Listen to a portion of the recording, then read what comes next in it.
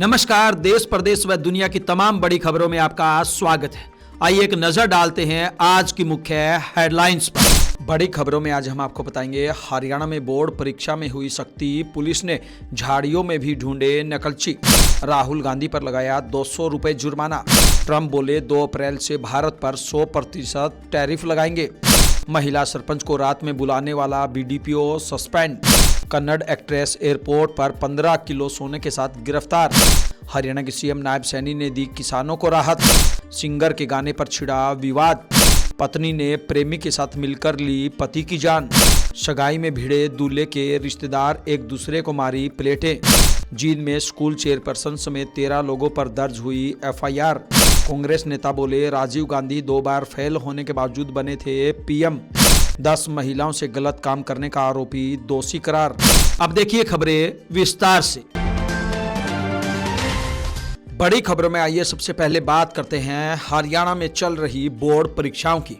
जी हां, हरियाणा में पहली बार 10वीं और 12वीं की बोर्ड परीक्षा एक ही दिन हुई। 12:30 बजे शुरू हुआ पेपर 3:30 बजे तक चला। शिक्षा बोर्ड ने नकल रोकने के लिए सख्ती और बढ़ाई थी। नूंह में परीक्षा केंद्रों के बाहर कमांडो तैनात किए गए थे। परीक्षा केंद्र के 500 मीटर का दायरा पूरी तरह से खाली करवाकर बैरिकेडिंग लगाई गई थी। भिवानी में परीक्षा केंद्र में एंट्री से पहले बच्चों की तलाशी ली गई, तो वहीं सोनीपत में बच्चों के जूते तक उतरवा दिए।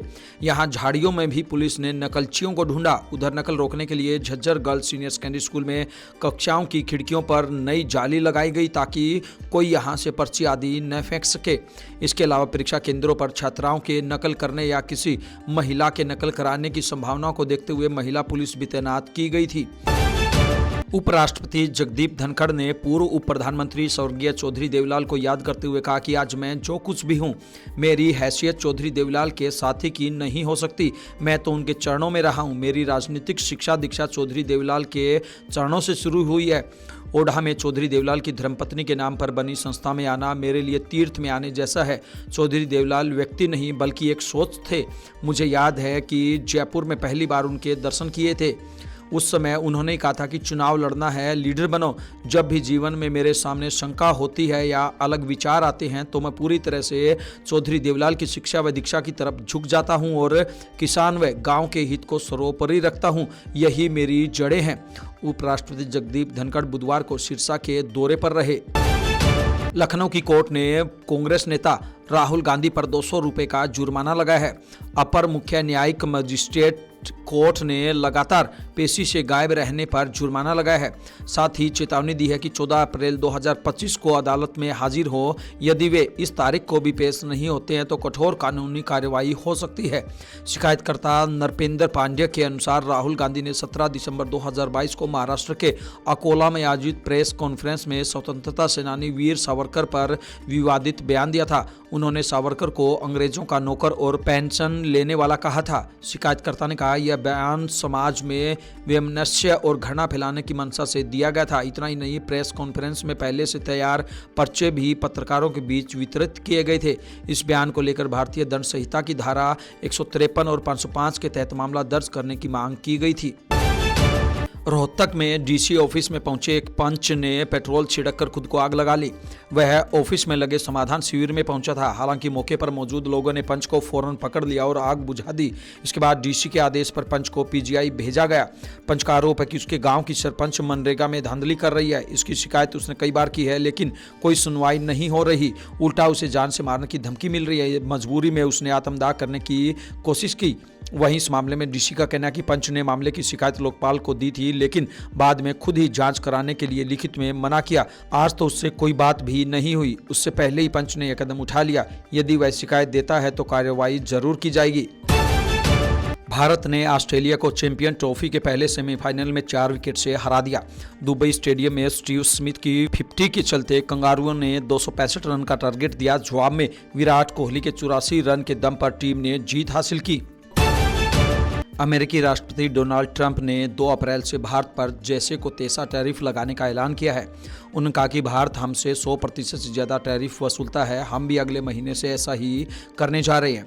ये ऐलान उन्होंने अमेरिकी संसद के ज्वाइंट सेशन में किया। उन्होंने रिकॉर्ड 1 घंटा 44 मिनट का भाषण दिया। अपने पिछले कार्यकाल में उन्होंने सिर्फ 1 घंटे का भाषण दिया था।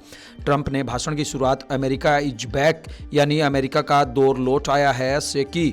ट्रंप ने कहा कि उन्होंने 43 दिन में जो किया है वह कई सरकारें अपने 4 या 8 साल के कार्यकाल में नहीं कर पाई। इसके अलावा ट्रंप ने पाकिस्तान को शुक्रिया भी कहा। ट्रंप ने कहा कि 2021 में अफगानिस्तान में आतंकियों ने 13 अमेरिकी सैनिकों की हत्या कर दी थी। उन्हें पकड़ने में पाकिस्तान सरकार ने मदद की।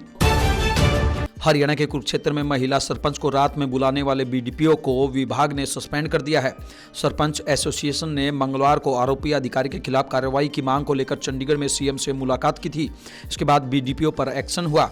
वहीं इस मामले में बीडीपीओ नरेंद्र ढूल ने शाहबाद में प्रेस कॉन्फ्रेंस कर कहा, मैं करीब 23 साल से ईमानदारी से काम कर रहा हूं। मेरे पास अपना घर नहीं है, न कोई कार है। अगर मेरे खिलाफ भ्रष्टाचार के कोई सबूत है तो सरपंच पेश करे, उसके बाद मुझ पर कार्रवाई जरूर हो। महिला सरपंच और बीडीपीओ के बीच 3 मार्च को विवाद हुआ था। पेड़ काटने से जुड़े मामले में सरपंच को कार्यालय में बुलाया गया था। सरपंच के पति ने आरोप लगाया कि अधिकारी ने पेड़ के केस को रफा दफा करने के मामले में उनसे 1 लाख रुपए मांगे। वहीं बीडीपीओ ने आरोप लगाया था कि सरपंच के पति ने उसके साथ दुर्व्यवहार करते हुए जान से मारने की धमकी दी। इस कारण उसका ब्लड प्रेशर बढ़ गया और अस्पताल में भर्ती होना पड़ा। बेंगलुरु इंटरनेशनल एयरपोर्ट पर कन्नड़ एक्ट्रेस रान्या राव को डीआरआई ने 14.8 किलो सोने के साथ गिरफ्तार किया। इसकी जानकारी सामने आई है। Ranya Karnataka police housing corporation के director general of police DGP Ramachandra Rao की सौतेली बेटी है। उन्होंने कन्नड़ फिल्मों माणिक्य और पाटकी में काम किया है। कोर्ट ने उन्हें 14 दिनों की न्यायिक हिरासत में भेज दिया है। हरियाणा की कांग्रेस नेता हिमानी नरवाल की रोहतक में हत्या कर बॉडी सूटकेस में फेंकने वाले सचिन ढिल्लू का परिवार सहमा हुआ है। पिता देवेंद्र कहते हैं कि हम तो उसे 10 साल पहले बेदखल कर चुके हैं। अब हमारा उससे कोई लेना देना नहीं है। सचिन की मां भी अपना चेहरा नहीं दिखाना चाहती ताकि किसी को पता न चले कि हिमानी के हत्यारे सचिन ने उसकी कोख से जन्म लिया है। जैसे ही हमारी टीम खैरपुर गांव पहुंची तो पता चला कि सचिन का रोहतक से भी पुराना कनेक्शन है। यहाँ उसके माता पिता कैमरे के सामने नहीं आए, लेकिन उन्होंने कहा कि इकलौता बेटा होने की वजह से सचिन सबका लाडला था। उसने लव मैरिज की तो रिश्ते बिगड़ गए। हरियाणा के मुख्यमंत्री नायब सिंह सैनी ने सूबे के किसानों को बड़ी राहत दी है। सीएम सैनी ने रबी फसलों के प्रति एकड़ औसत उत्पादन की सीमा में बढ़ोतरी किए जाने का फैसला किया है। इस फैसले से किसानों को प्रति एकड़ ज्यादा पैदावार होने से फसल बेचने में कोई परेशानी नहीं होगी। ऑल इंडिया कांग्रेस कमेटी के महासचिव एवं सांसद रणदीप सिंह सुरजेवाला ने बजट शुरू होने से पहले मुख्यमंत्री नायब सैनी व भाजपा सरकार पर बड़े आरोप लगाए हैं। उन्होंने कहा कि हरियाणा का बजट सत्र 7 मार्च से शुरू हो रहा है, लेकिन हरियाणा सरकार प्रदेश में वित्तीय आपातकाल की हालत में है। उन्होंने कहा कि क्या मुख्यमंत्री नायब सैनी और भाजपा सरकार के पास कोई सोच, दृष्टि, रास्ता या हल है, या फिर सिर्फ मशखरी में वित्तीय आपातकाल जैसी इस गंभीर समस्या को उड़ा दिया जाएगा। सुरजेवाला ने वित्तीय समस्या का जिक्र करते हुए भाजपा सरकार से सवाल पूछते हुए कहा कि भाजपा की नीति है कर्ज लो और घी पियो। इससे पहले हरियाणा सीएम नायब सिंह सैनी कह चुके हैं कि हरियाणा की कांग्रेस ट्वीट पर चल रही है।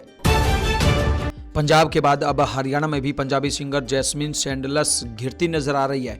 जैस्मीन सैंडलस के 3 साल पहले रिलीज हुए गाने टफ लाइफ में वह गाली दे रही है। इसे लेकर हरियाणा के हिसार जिले के गांव जुगलान निवासी कुलदीप बेरवाल ने हिसार एसपी को शिकायत दी है। शिकायत में कुलदीप ने कहा कि 4 मार्च को मैं अपने घर पर परिवार के साथ फोन देख रहा था, तभी एकदम से मेरे आगे एक रील आ गई जिसमें पंजाबी गायिका जैस्मीन सैंडलस सोशल मीडिया पर गलत शब्दों का प्रयोग कर रही थी। गाने के बोल में बेहद गलत शब्दावली का प्रयोग किया गया है जो समाज को गलत रास्ते पर ले जाते हैं। इन गंदे शब्दों से मुझे गहरी चोट पहुंची है। हिसार में एक महिला ने बॉयफ्रेंड के साथ मिलकर अपने पति की जान ले ली। आरोपी अविवाहित है और महिला 2 बच्चों की मां है। रोड से हमला कर इस वारदात को अंजाम दिया गया। दोनों की कॉल डिटेल्स और लोकेशन से इस मामले का खुलासा हुआ है। पुलिस ने आरोपी को गिरफ्तार कर लिया है। उसकी निशानदेही पर हत्या में प्रयुक्त लोहे की राड बरामद की है। हत्या में शामिल मृतक की पत्नी को भी हिरासत में लिया गया है। उनको कोर्ट में आज पेश किया जाएगा। फरीदाबाद में सगाई समारोह में शराब पीने को लेकर दूल्हे के रिश्तेदार ही आपस में भिड़ गए। दूल्हे के परिवार के न्योते पर आए युवक ने नशे में लेडीज बाथरूम में घुसने की कोशिश की। इसको लेकर बात इतनी बिगड़ गई कि आधी रात को सगाई समारोह में जमकर मारपीट हुई। एक दूसरे पर जमकर लात घुस्से बरसाए गए। खाने की प्लेटें उठाकर एक दूसरे को मारी गई। झगड़ा इतना बढ़ा कि एक तरफ सगाई नहीं हो पाई और दूसरी तरफ रात को ही मंदिर खाली करना पड़ा। मारपीट में 3 लोग घायल हो गए। दूल्हे के पिता ने अब पुलिस को इस मामले की शिकायत दर्ज करा दी है। उनका कहना है कि आरोपी उनका कैश और गहने भी लूट कर ले गए हैं। ऑल इंडिया कांग्रेस कमेटी आज कभी भी हरियाणा में विधायक दल के नेता का ऐलान कर सकती है। भूपेंद्र सिंह हुड्डा का नाम रेस में सबसे आगे चल रहा है।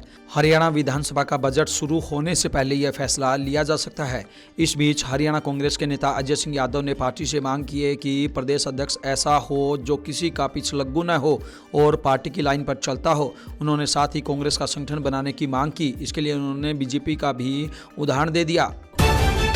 हरियाणा के बीजेपी प्रदेश अध्यक्ष मोहनलाल बड़ोली और सिंगर रॉकी मित्तल से जुड़े हनी ट्रैप मामले में पंचकुला कोर्ट ने 4 आरोपियों को गिरफ्तार किया था। इस मामले के मुख्य आरोपी अमित बिंदल को 29 दिन बाद पंचकुला कोर्ट से जमानत मिली है। बचाव पक्ष के वकील की ओर से कोर्ट में दी गई दलील में कहा गया कि उनके क्लाइंट को झूठे केस में फंसाया गया है। अमित बिंदल ने ना तो रॉकी मित्तल को कोई कॉल किया था और ना ही इसमें किसी भी तरह के पैसों का लेन देन कभी हुआ था। जींद में सदर थाना पुलिस ने जीडी गोयनका स्कूल की चेयरपर्सन और उसकी बेटी समेत 13 लोगों के खिलाफ 3 करोड़ 29 लाख रुपए की धोखाधड़ी का मामला दर्ज किया है। आरोपियों ने जीडी गोयनका स्कूल के पास की 20 कनाल जमीन को बेचने की एवज में दिल्ली के डॉक्टर दंपत्ति से रुपए हड़प लिए। भिवानी में वकील से 20 लाख रुपए ठगने का मामला सामने आया है। ठगों ने वकील को झांसे में लिया और असली सोना बताकर नकली सोना थमा दिया, जिसके बदले 20 लाख रुपए ठग लिए। जब सुनार ने जांच की और नकली सोना होने का पता लगा तो वकील ने इसकी शिकायत पुलिस को दी। पुलिस ने केस दर्ज करके जांच शुरू कर दी है। प्रधानमंत्री नरेंद्र मोदी ने हरियाणा के पूर्व सहकारिता मंत्री सतपाल सांगवान के निधन पर शोक संदेश भेजा है। उन्होंने पूर्व मंत्री के दादरी विधायक बेटे सुनील सांगवान के नाम भेजे पत्र में लिखा कि उनके निधन से समाज को बड़ी क्षति हुई है।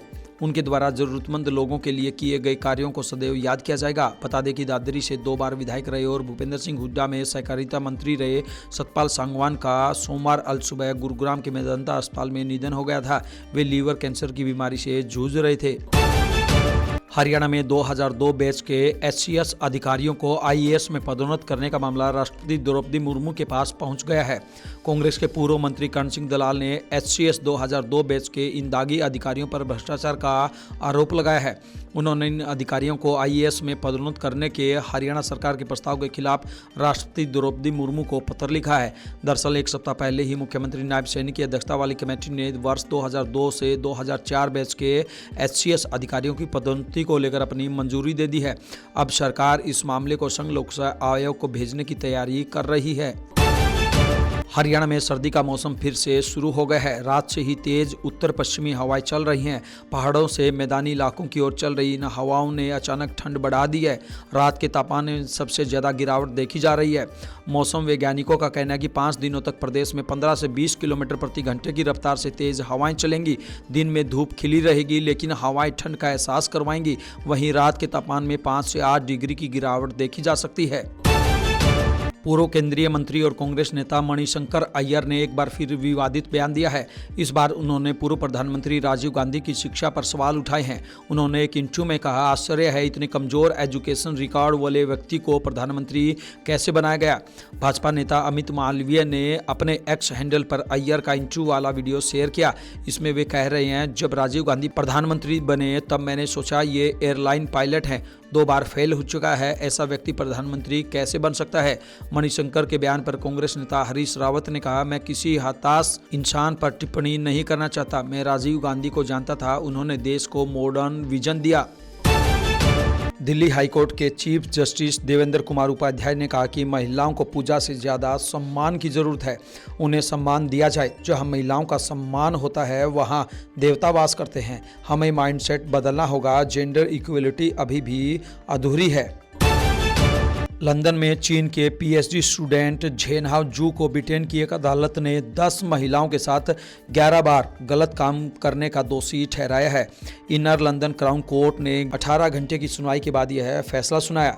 28 साल के आरोपी ने 2019 और 2023 के बीच लंदन में 3 और चीन में 7 महिलाओं के साथ इस घटना को अंजाम दिया। आरोपी वारदात को अंजाम देते वक्त उसका वीडियो भी बनाता था। आरोपी के पास से 9 वीडियो बरामद किए गए हैं। वह अपराध करने के बाद महिलाओं का सामान भी अपने पास रख लेता था। सरकारी वकील कैथरीन फेरेली ने कोर्ट में बताया था कि आरोपी भले ही स्मार्ट स्टूडेंट था, लेकिन वो एक सीरियल बलात्कारी है। वह भेड़ की खाल में भेड़िया था और हर महिला के लिए डरावना सपना था। वह महिलाओं को कमजोर करने के लिए शराब और ड्रग्स का इस्तेमाल करता था। इन तमाम खबरों को लेकर आपकी क्या कुछ राय है, आपकी क्या कुछ प्रतिक्रिया है, आप हमें कमेंट बॉक्स के माध्यम से जरूर बताएं। ब्यूरो रिपोर्ट, बिंदास हरियाणा।